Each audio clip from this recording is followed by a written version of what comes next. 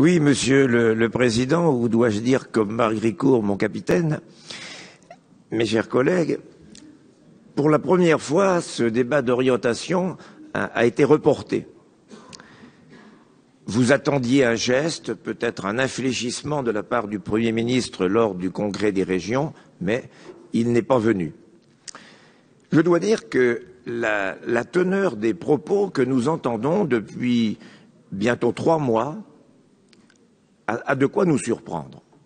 Aussi bien dans notre Assemblée, qui a voté lors de sa dernière session à l'unanimité un vœu dénonçant la décision du gouvernement de revenir sur ses engagements financiers liés au transfert de compétences, que dans les conseils municipaux, départementaux, dans les congrès des maires, des départements, des régions, sans parler des bailleurs sociaux.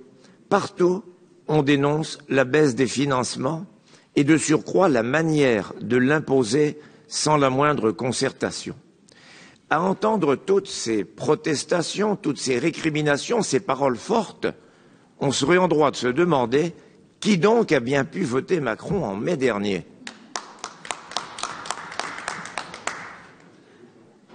Parce que bien sûr, tout cela était annoncé. Et nous faisons d'ailleurs le même constat dans la rue.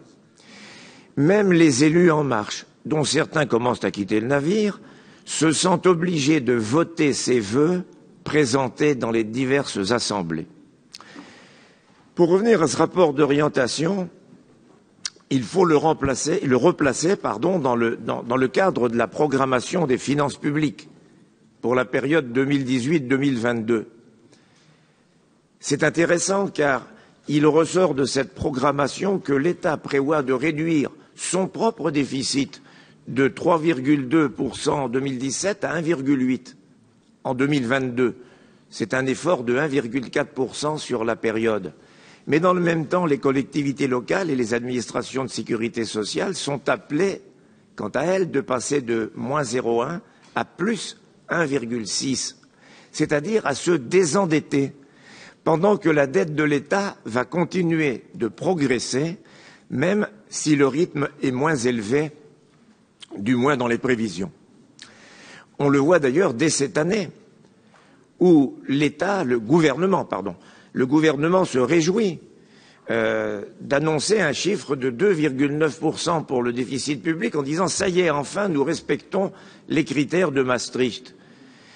Mais c'est grâce aux collectivités et aux organismes de sécurité sociale, parce que l'État, il est toujours à 3,2% de déficit.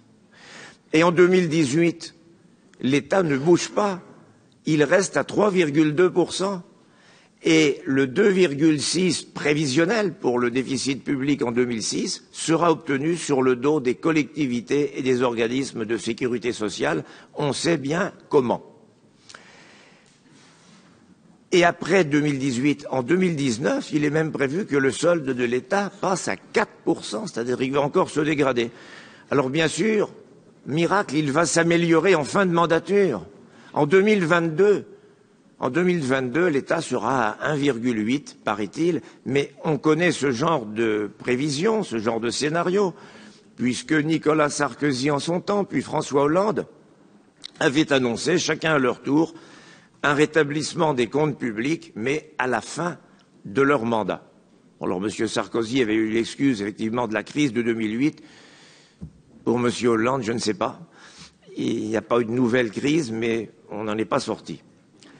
Comme quoi, M. Macron fait toujours de la vieille politique avec de vieilles recettes et que, d'ores et déjà, certains analystes doutent de ses prévisions pour 2018 dans la mesure où le gouvernement a commencé à lâcher du lest pour les ministères. Je ne parle pas des collectivités sur lesquelles il semble rester ferme, mais on a lâché un peu de lest pour les ministères et les économies prévues par l'État qui devaient être de 20 milliards d'euros ne seront plus que de 16 milliards.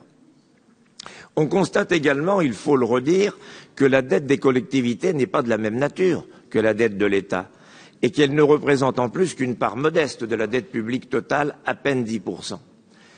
En effet, nous le savons ici, contrairement à l'État, les collectivités n'empruntent pas pour boucler leur budget de fonctionnement, parce que c'est le cas de l'État. Nous, cela nous est formellement interdit, mais exclusivement pour financer les investissements. On ne peut pas trouver meilleure illustration de l'adage latin « ce qui est permis à Jupiter n'est pas permis à ses bœufs ». Et les efforts qui ont été imposés aux collectivités depuis plusieurs années à travers le gel puis la diminution des dotations se sont traduits globalement par une baisse des investissements pour la simple raison que les dépenses de fonctionnement sont beaucoup plus difficilement compressibles. C'est d'autant plus vrai pour les régions, avec les nouveaux transferts de compétences qui accroissent régulièrement la part du fonctionnement dans le total des dépenses. La deuxième remarque que nous pouvons faire, c'est que ces économies forcées nous semblent contrevenir, au moins dans leur esprit, au principe de libre administration des collectivités locales, pourtant inscrit dans notre Constitution. Concrètement, nous voyons que la région va devoir faire des choix, même si elle repousse encore l'échéance, en affichant toujours les mêmes priorités dans ses orientations, sans chercher à réviser certaines politiques. Lorsque vous réaffirmez, Monsieur le Président, maintenir l'investissement à un niveau élevé, il faut tout de même souligner que le périmètre change et que, de ce fait, la part de l'investissement va passer de 37,8% en 2016 à 27,8% en 2021, soit 10 points de moins. Alors, bien sûr, il y a la modification du périmètre. Encore faut-il pour cela augmenter le recours à l'emprunt, alors que le gouvernement demande au bloc des collectivités de réduire leur endettement, comme quoi l'évolution de la dette publique aura peut-être du mal à suivre la trajectoire affichée dans la programmation de la loi de finances. Nous soulignerons enfin les incertitudes qui demeurent, tant sur le financement du transfert des TET, bien que vous indiquiez avoir reçu la promesse d'un respect du protocole d'accord, que par ailleurs nous n'avons toujours pas pu consulter. Mais il ne faut pas exclure le recours de la part d'autres régions qui pourraient se considérer comme défavorisées par les accords dont on sait, selon les régions, qu'ils n'ont pas été passés dans les mêmes termes. C'est un exemple des dérives de la décentralisation qui se comprend pour prendre des décisions au plus près de la réalité du terrain, mais qui peut conduire, pour certaines politiques, à creuser encore davantage les inégalités entre les territoires. Donc oui à la décentralisation, mais avec un État qui régule et assure la nécessaire péréquation. Dans le registre des incertitudes, le nouvel épisode, vous l'avez évoqué aussi, a trait à l'apprentissage, où là encore vous vous insurgez contre les projets gouvernementaux. Mais c'est là que nous faisons preuve de cohérence dans nos critiques et dans nos propositions au niveau national comme au niveau local, alors que les uns et les autres dénoncent les conséquences d'une politique dont ils ont approuvé les principes et qu'ils n'entendent pas remettre en cause. Je terminerai par les prévisions de recettes pour 2018, mais aussi sur le moyen terme, puisque nous sommes dans un débat d'orientation. Nous constatons que le remplacement de la DGF par une part de TVA, mais en même temps la disparition pure et simple des 16,5 millions d'euros prévus pour le financement du transfert de la compétence économique. Au sujet de la TVA, il a été dit à plusieurs reprises que cette ressource serait dynamique et permettrait à la région de gagner un peu d'autonomie financière. Il faudra toutefois être attentif au mode de calcul en rappelant le différentiel de croissance du PIB régional avec celui d'une région comme l'Île-de-France. Et nous sommes étonnés de votre absence de réaction sur les chiffres de l'INSEE ou sur ceux annoncés en octobre dernier par France 2 sur la croissance relative du PIB des régions. Qui plus est, le phénomène de concentration qui conduit de nombreuses PME régionales à se faire racheter par de grands groupes risque de se faire au bénéfice de la région capitale et donc de creuser l'écart encore davantage. Autre point que nous avons soulevé à l'occasion du compte administratif, le montant de la recette sur les cartes grises.